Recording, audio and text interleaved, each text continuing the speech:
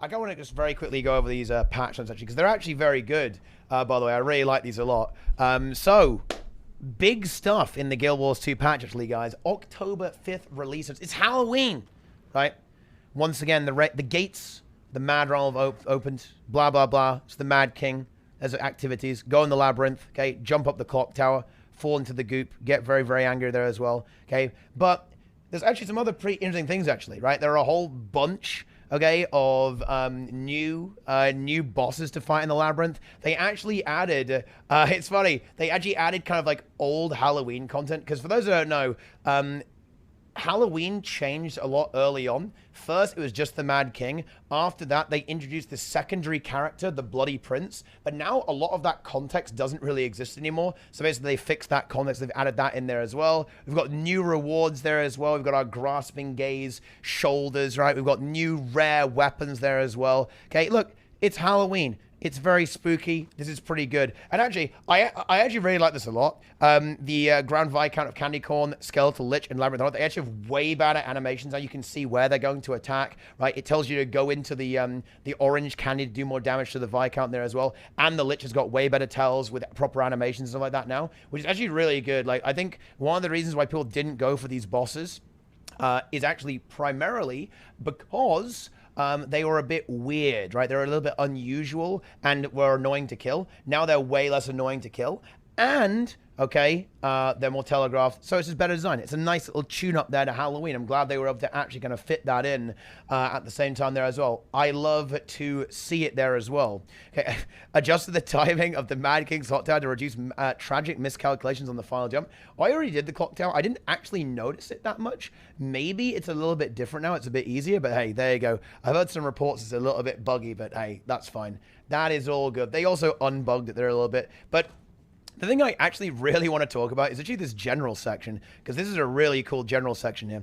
All level 80 equipment granted by the level 80 boost is now of the Celestial Attribute stat set. This is not retroactive. Only level 80 boosts that used after this update will receive Celestial equipment. Previously, most professions were given soldiers equipment. The intent of this change is to ensure that all characters using a level 80 boost are given serviceable equipment that will allow players to experiment free with their skill and trait choices and not result in situations in which their chosen traits and skills are entirely unsupported by their equipment. This is actually a god tier change.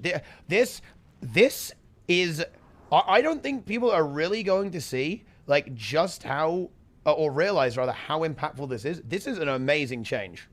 Like a really amazing change, because all of a sudden players who want to use, say, a greatsword when they start playing their necromancer, right, and they boost up, when you boost on necro you get rabid gear, right? And then, well, what if you want to use greatsword? Well, now you've got no power and your greatsword and your reaper isn't going to do much DPS, right? But now every single build is going to be basically good, right? And way better than you think, by the way. Because thinking about Celestial on Reaper, you might go, well, you don't do any Condi damage on Reaper. Well, you also give yourself might and quickness with Reaper. You know, and that means that that Celestial equipment will massively improve the efficacy of this might and quickness on the Reaper, right? Let's suppose you're playing something like Ellie. Well, now you've got toughness and vitality, so you don't get splattered all the time, and you can heal yourself a little bit better, right? This is an amazing change, actually insanely good. Like, this is so impactful. It really, really is awesome. Love to see it. And that means if you want to say, oh, I was trying out this weapon, now I want to try the other weapon, then great news. Okay, you can try that other weapon and it won't be a big deal. This essentially means that any decision new players make won't be bad. Okay, it will not be bad. It may not be optimal, but it won't be downright awful. It's funny, like me and Nike were actually chatting about this the other day, and I think we were talking about the boost gear, right? Like how the boost gear isn't very good, how it should be changed to Marauders, right, or something like that. But anyway, this is even better, because not only is Celestial very high DPS now with the addition of concentration and expertise in particular, it also means that you can play Power or Condi. If you were given Marauder, right, Marauder gear, say on a Thief, for example, well, what if you want to play Condi Thief? Now your Marauder gear isn't very good, but now if I want to play Power Thief, Staff Thief, for example, on my Thief, great, I can do that with Selly, and it will actually be pretty good. You know, it'll work, right? You'll kill stuff, you'll be tanky, you can heal yourself with the Signet, right? Or your passive healing will get buffed up a little bit there. Pretty damn good. And then after that, if you want to go Condi, well, great news. You've got condition damage and expertise. So you can also put in a lot of work there too. Very, very nice. I actually love to see it, guys. You know, the frog trembles in fear at the coming of new players with celestial gear. I think over time, you will drastically see an uptick in new player effectiveness and maybe even new player learning, simply because there won't be that many noob traps, right? Like, this reduces the amount of noob traps there as well, which I really like this. And the other kind of side thing here as well is there were a lot of bug fixes to DirectX 11. Now, apparently, it's performing extremely well now. I've heard reports of players playing at 1440p high resolution in PvP, gaining well over 100 frames, 100 to 150 to even 200 frames per second in PvP. So this is now, if you've got a good machine, you are going to actually be having a good time running Guild Wars 2, at least in PvP. Obviously, in other game modes, maybe not so much there. There's still a little bit more going on, but this is definitely a huge step up. Obviously, there probably will be still a few crashes, but as I understand, there was a tweet from James Fulop, actually, who is the senior engine programmer at ArenaNet, and he actually said that the two main crashes were fixed, actually, right? In the ones that you would get, right? Because I was crashing a fair bit in World vs. World, and even in raids sometimes, but apparently that has now fixed. So that's pretty damn good, guys. Pretty damn good. You love to see it, guys, okay? Ooh, and they actually did nerf this stuff, okay? Fixed a bug in which the missed offensive potion would mistakenly increase the condition damage stat total by a percentage, in addition to the intended increased outgoing power. Ooh, oh dear. That is actually, that's a 15% damage nerf to Condi in Fractals, right? Ooh, my goodness me. That is quite the slap right there, my friends. Okay, that is an annihilation. And they also fixed a few minor bugs with the sigils, like the weapon swap sigils there as well, so you can't pre-stack them now as well while removing your weapons. Oh, that is brutal. Okay, now I think Condi will still be, just before anyone panics, by the way, guys, Condi is still probably going to be the pug meta. In Fractals, no question about that. Scourge and Firebrand will probably still be very, very dominant, but I think this really helps out the high-end scene, because the trouble with the high-end scene in Fractals right now, or relatively recently, was that Condi was so strong with the exposed debuff change that it was like barely worth it to run power a lot of the time, and Condi is just so much, the builds that run Condi like Firebrand and Scourge are just so much more overpowered than trying to play these power glass cannon builds that it simply wasn't really worth going for. So this is actually a really nice, this is actually a pretty damn good patch. I've got to say, like, you know, I actually didn't go through all of this until just now, but this is a damn good patch here as well, too. Love to see it. And also, there are also a few other bugs. A lot of you guys probably won't have known about these ones too much, but there was basically, they said they removed the duration stacking boon to have a hidden stack limit of 9. They actually didn't. Now they have got rid of it. This basically helps out with like very like itty bitty applications of protection, like pulsing 1 second protection, pulsing 1 second quickness, stuff like that, which, hey, it's going to be good for Catalyst, right? There you go. Big fix in there as well. So yeah, that's very, very good too. And actually, this change, again, is bigger, okay? Bigger than you might think.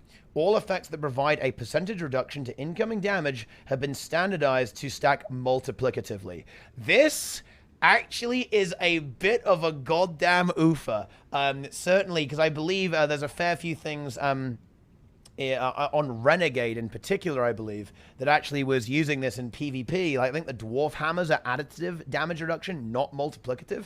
This is a pretty big goddamn nerf, right?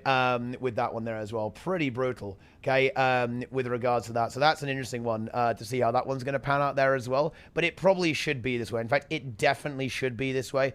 Because it's very unintuitive that it wouldn't be. Like, additive is a little bit silly, like, because you can get insane value out of damage reduction. Multiplicative is the way to go here as well, 100%.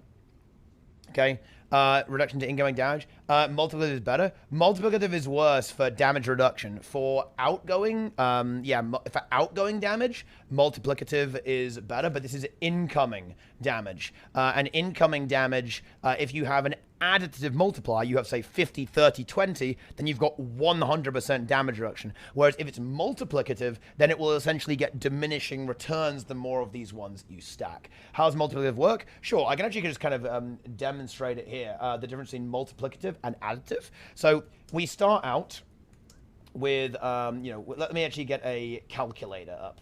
Okay, here we go. Calculator, online calculator.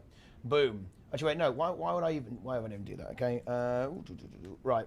So, if you do stuff like this, okay. So we have multiplicative. So multiplicative damage reduction is like this. So if we have a 20% damage reduction, we multiply by 0.8. Then let's say we have another 50% damage reduction. Let's go ahead and multiply by 0.5. You can see here that we're going to get to 0.4. But wait a minute, that's a 60% damage reduction. But we had a 20% and a 50%. If we add those two together, we get a 70% reduction. Okay? So as you can see, multiplying these things together has created a diminishing return of sort. And this is where it gets interesting. This is kind of a consequence of mathematics. If we keep doing this, let's say we have a 90% damage reduction. Now we've had 20%, 50%, and 90%, right? That's well over 100%. But you can see that it isn't it won't actually give you 100%. It will simply reduce your damage taken by a huge amount, but it will never end up going, it will never go to nothing. It will just get smaller and smaller and smaller. It would never get to flat zero. Obviously, when rounding errors will make it go to zero, but outside of that, it won't. But yeah, they fixed a bunch of bugs here as well. Hey, CA on Druid, you guys don't have the GG anymore. You get your Celestial Avatar instantaneously. I absolutely love to see that, guys, as well. A few extra notes. There's some more client crashes from DirectX11. Love to see it. Mirage bug. This was a really weird bug. It caused the alacrity to be around the target rather than around the mesmer. That's gone now. You keep agents and swimmers while starting a raid boss now. That actually is going to be an unintended consequence of them fixing or trying to alleviate this idea of all of your boons getting ripped. So now swiftness and agents will never get ripped when you're getting reset. Honestly, I don't really think that's a big deal. It kind of is, though, because swiftness is actually relevant. They should probably look at that. They probably should make it so swiftness and aegis gets ripped when you go into an encounter, actually, because they are two very relevant boons. Swiftness, in particular, can actually be a little bit difficult to maintain sometimes, so I definitely look at probably fixing that there as well. And we actually have another thing as well. It's the Halloween bonus bash. As a special kickoff to the festivities, adventurers will enjoy bonus experience, magic find, and reward track progress across Tyria. In addition, adventurers at or above level 10 who seek out the Mist Stranger in their starting map during the Halloween bonus bash can achieve a 1 per account choice of a class-appropriate main hand weapon that scale in power as they gain levels. Very cool stuff, right? Whether you're a new player or a veteran, it's a perfect chance to jumpstart at an adventuring career. And that is, it's only the first week of Halloween. I actually really want to do this stuff. Okay, I really, really want to do this and get some fun activities there to do new players. I want to do this Operation Tadpole, guys. I want to get commanders in every starting area map, helping new players, doing events like leading, doing all the metas, right? Doing all the events, right? And answering questions about the game. That's what I want to see, guys. That is what I want to see. So actually expect that coming soon on stream, guys, before the end of the week, obviously, because we've got to make that happen. We've got to get these new players learning the game and going big, guys. Operation Tadpole is incoming. Stay tuned for all of that. But yeah, this is a damn good patch, actually. Obviously no new content is being added, but there are some really nice features. DirectX11 is absolutely popping off there. Condis and Fractals actually gets a surprising giga nerf, by the way, actually, out of nowhere, which is super cool stuff. Damage reduction shenanigans have all been standardized and fixed there, and a kind of annoying bug with boon stacking has also been addressed there, in addition to a few other minor tweaks. That is absolutely fantastic, guys, okay? That is exactly what I love to see. And it's 5 weeks of Halloween, too. Ooh, nice. That's a big, guys. It's a great gold farm, right? A lot of people will be doing the Labyrinth farm, right? Very brainless, very good, pretty good gold brow, though, as well, right? EU is alive. Very cool patch. Love to see it. I enjoy it. That's it. That's it for that Halloween patch. Love to see it, guys.